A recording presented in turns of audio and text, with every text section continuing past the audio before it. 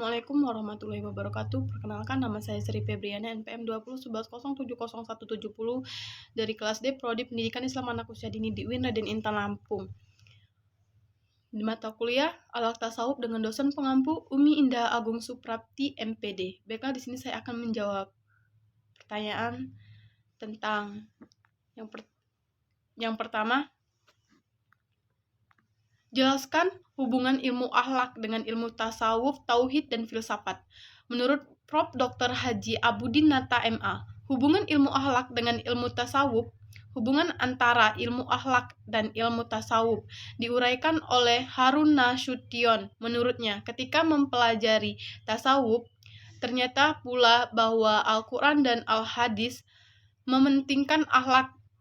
Al-Quran dan Al-Hadis menekankan nilai-nilai kejujuran, kesetiakawanan, persaudaraan, rasa kesosialan, keadilan, tolong-menolong, murah hati, suka memberi maaf, sabar, baik sangka, berkata benar, pemurah, keramah, baik hati, berani, suci, hemat, menepati janji, disiplin, mencintai ilmu, dan berpikir lurus. Nilai-nilai serupa ini yang harus dimiliki oleh seorang muslim dan dimasukkan dalam dirinya dari masa ia kecil. Hubungan ilmu akhlak dengan ilmu tauhid dapat dilihat dari segi objek pembahasannya.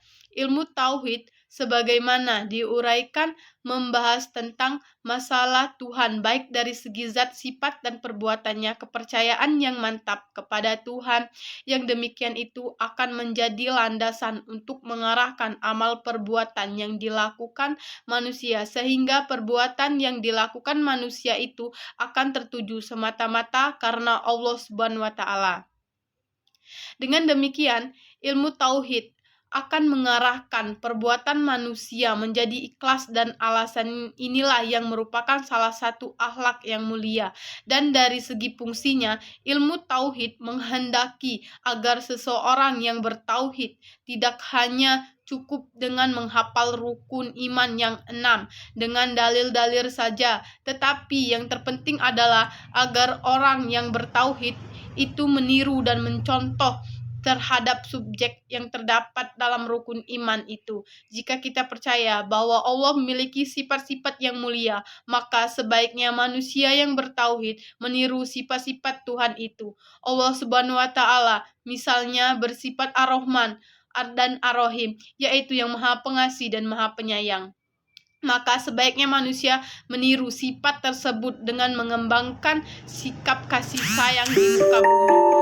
Demikian juga jika Allah bersifat Asmaul Husna yang jumlahnya ada 99, maka Asmaul Husna tersebut harus dipraktekkan dalam kehidupan. Dengan cara-cara beriman kepada Allah akan memberi pengaruh terhadap pembentukan akhlak yang mulia. Hubungan ilmu tauhid dengan ilmu akhlak dapat juga dilihat dari beratnya kaitannya antara iman dan amal soleh, baik di dalam Al-Quran maupun hadis yang disebutkan secara beriringan antara iman dan amal soleh. Hubungan tauhid dan filsafat.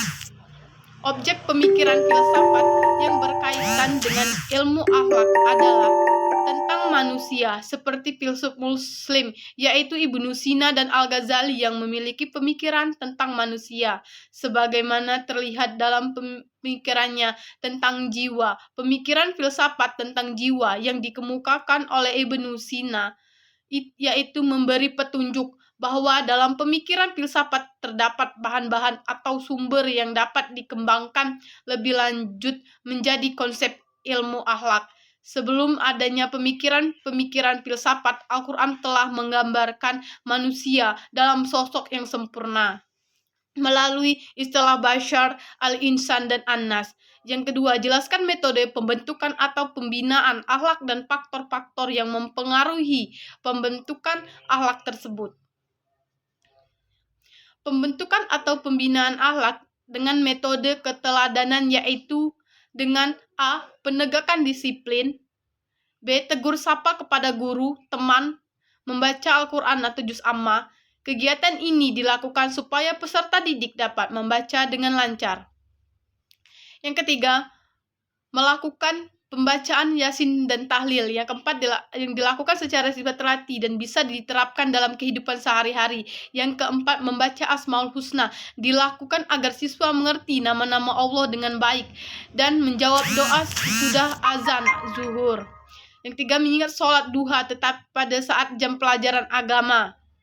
Yang keenam, mengikuti sholat zuhur berjamaah. Sebelum pulang sekolah, diharapkan semua siswa berdoa terlebih dahulu. Yang ketujuh, merayakan 1 Muharram dan Maulid Nabi, serta pondok Ramadan dalam 1 tahun sekali. Faktor-faktor yang mempengaruhi pembentukan akhlak tersebut yaitu A. Faktor pendukung.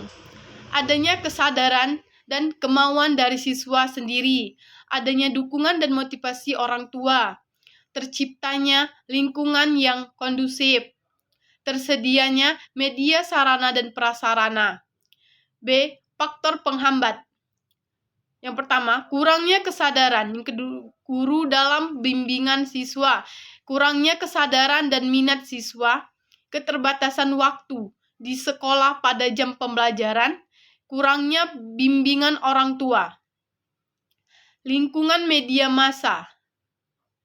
Yang ketiga, menurut pendapat kalian, bagaimanakah hubungan antara etika, moral, dan akhlak? Jawabannya, hubungan antara etika, moral, dan akhlak yaitu sama-sama memiliki objek yang sama, yaitu sama-sama membahas tentang perbuatan manusia yang ditentukan posisinya, baik atau buruk, yang bertolak ukur dari adat istiadat, kebiasaan, dan lainnya yang berlalu di masyarakat. Dengan demikian, etika, moral, sosial, dan akhlak tetap saling berhubungan dan membutuhkan hal tersebut. Ditunjukkan dengan jelas bahwa etika, moral, dan sosial berasal dari produk rasio dan budaya masyarakat yang secara selektif diakui sebagai yang bermanfaat dan baik bagi kelangsungan hidup manusia. Sementara akhlak berasal dari wahyu, yakni ketentuan yang berdasarkan petunjuk Al-Quran dan hadis. Yang kata lain, jika etika, moral, dan sosial berasal dari manusia, sedangkan akhlak berasal dari Tuhan. Sekian jawaban dari saya. Apabila ada kata-kata yang salah, saya mohon maaf. Kepada Allah saya mohon ampun. Saya akhiri, ihdinas sirotol mustaqim, wallahu mu'afiq illa aqwamut thoriq. Wassalamualaikum warahmatullahi wabarakatuh.